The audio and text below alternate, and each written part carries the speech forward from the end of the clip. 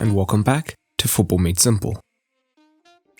Graham Potter took charge of his first Premier League match when Chelsea visited Palace in a London derby. He used a completely different setup compared to his first Champions League match that you can watch here, as Chelsea managed to squeak out a win thanks to Aubameyang and Gallagher after Edouard had put Palace ahead. The XG showed it was a close encounter, but what were Potter's tactics? In this video we take a look. And if you're into fantasy football, join me on Spitch, which is my favourite fantasy football app, and this is how my team looks this week. I like it because before the match, you can look in depth at a player's previous stats. And Spitch also cares about so much more than just goals and assists, letting you score points for passes, tackles, and so much more, so midfield players like Kovacic can actually score points. On top of that, you can join at any time because prizes are given out weekly, and your scores reset weekly. If that sounds good, download it through the link in the description and join my community, FMS FC. In the first match, for the most part, Potter set up in a 3-4-3 diamond. However, in this match, it was more of a 4-2-2-2, with Havertz and Sterling in particular rotating throughout the match. So here we get a rough view of that shape. James the right back, Fofana, Thiago Silva out of shot, as well as Chilwell here forming the back four. The midfield is a double pivot of Jorginho and Kovacic. Mount, and in this case Sterling, although he and Havertz consistently rotated, are just in behind that, whilst Havertz and Aubameyang out of shot form the front two. And Palace sat in more of a mid-block, so it was easier for Chelsea to come through the first phase. So Palace's defensive shape was quite narrow, with Edouard being the sole forward, whilst Olise and Ayew would consistently rotate depending on which man was pressing the ball. This central shape was effective in limiting the influence of Jorginho and Kovacic, and as a result only 25% of Chelsea's play came through the centre. With it being so difficult to find just the double pivot in these zones, at times we'll see Mount drop deeper, while Jorginho and Kovacic would spread, so that it became more of a midfield three. However, it was still difficult to find a man, due to Palace's discipline. So we see that Palace are fairly conservative, looking to tie up Jorginho and Kovacic. And whenever Olise pushed forward from midfield to apply a bit of pressure, Ayew would stay deeper and usually look to move central to provide the cover. And in this case, as you can see, Mount has dropped deeper to be the extra man and create a midfield three. However, it is still difficult for Silva to find him. But with no easy options, and Palace not sitting on the edge of their own box, Silva would use his incredible passing range at times, usually looking for a long ball directly in behind to find Sterling, and he did get into dangerous situations a couple of times. But with Edouard being the sole presser at times, and Chelsea having two centre-backs, they could manipulate the Palace shape, and this was by driving with one of the centre-backs. Where Thiago Silva was more concerned with being a passer, Fofana, when he received the ball, was much more willing to drive high up the pitch. And where before Zaha would either be central or covering James, now he would be drawn towards Fofana. And this would often leave James free to potentially receive. So when Fofana initially receives the ball, Zaha is in a good position to cover James. But as Fofana drives forward, this changes. Zaha has now been drawn in towards the ball, so that Fofana could potentially find James. Or when Thiago then receives, he can then switch it into James over Zaha, who is still central. But with Zaha being drawn towards the ball, the Chelsea quadrant of Kovacic, Havertz, Sterling and James were dangerous throughout the 90, and most of Chelsea's play did come down this right hand side. Havertz or Sterling could either choose to tie up the centre-back or move deeper into the midfield to tie up Doucouré.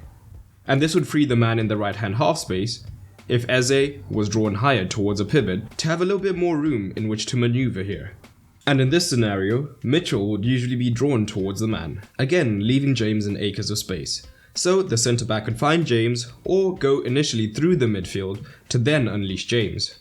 Once again, Fofana receives the ball and drives higher up the pitch, and we see the opposing movements of Sterling and Havertz as Sterling comes deep towards the ball and Havertz looks to tie up the centre-back. Zaha is now drawn towards the ball, and once again James is free. So Fofana can come infield to Kovacic, who then finds James in much more space out wide. And already it begins to draw apart Palace's shape as Eze is now pulled from midfield.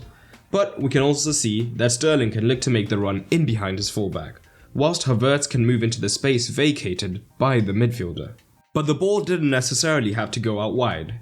When Palace were in their default shape, they would have a numerical advantage, and the wingers being so narrow would help to cut out the passing lanes with their cover shadows towards Sterling and Mount. However, when Zaha was drawn, if a penetrative pass could be found towards Sterling or Havertz, in these situations they would actually have the man advantage. So if Eze then came towards Sterling, he could lay it off towards Kovacic, or alternatively, playing Havertz or James. And this man could be freed up more, as Havertz could move on to Eze rather than Doucouré or the centre-back, making it much harder for them to move out wide.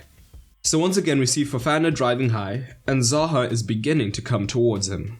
And this is the Chelsea 4 that caused Palace problems throughout the 90. So now that the first line of pressure is bypassed, Chelsea actually have numbers between the lines, so Kovacic can find Sterling. And Sterling and Havertz connected well throughout the 90s, so Sterling can then find Havertz, who finds James, who's making his way down the wing, once again because Zaha has been drawn in central.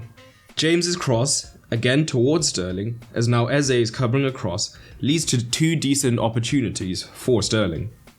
But these positions, particularly down the right hand side, allowed Chelsea to be in a great position for a counter-press, as if the ball did break down, with the Palace man getting on the ball, they could quickly collapse around the ball, applying pressure and making it almost impossible for Palace to play out. As a result, Chelsea had a passes per defensive action of just over 7, meaning that they pressed extremely high. But switches were also a big factor for Potter. Mount in this position would often draw Klein higher, as Ayew once again, if Olise was pressing, would tuck in, and this often left Chilwell in space, and Silva, or Fofana, but more often Silva, would be able to look for the switch into Chilwell out wide, or the dangerous diagonal runs that he made.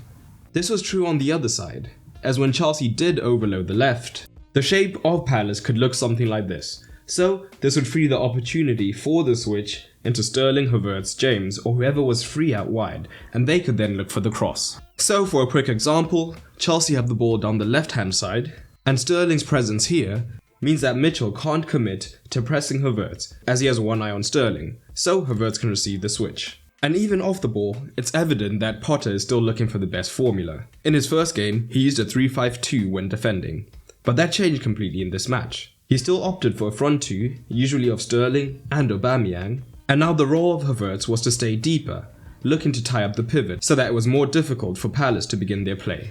At the same time, Chelsea would switch to a midfield 3, with Jorginho becoming the sole holding man, and Kovacic and Mount being wide, so it was a 4-3-1-2. Of course, the space was now wide for Palace, but when the fullback was found, rather than getting a forward to come across, it was Kovacic or Mount on the far side who would look to do so, looking to use their cover shadow, plus the man backing up to prevent the play there, was the forward was covering up the internal pass, making it difficult for Palace to play out, usually forcing them long. But if the midfield was slow to shift across, with a midfielder wide, it could leave room for Palace to maneuver. So here we have a rough look at Chelsea's midfield shape, which is a 3, and Havertz is looking to tie up the deepest Palace pivot. At the same time, Sterling and Aubameyang out here are looking to pressure the 2 centre-backs. So the easy pass is out towards the fullback. But as you can see, Kovacic is already pressing his man, and at the same time, Havertz can cover Eze, while Sterling is covering the pass infield, so this would make it harder for Palace to play through, although in this case, Eze is able to get on the end of the pass. Overall, Chelsea squeaked out the win, but on the balance of play it was a deserved one. Potter's Chelsea side are still a work in progress, and it's still harsh to judge, but he does earn a 6 for his tactical score, with plenty of room for improvement. But what did you make of the game, and the new setup by Potter? Comment down below.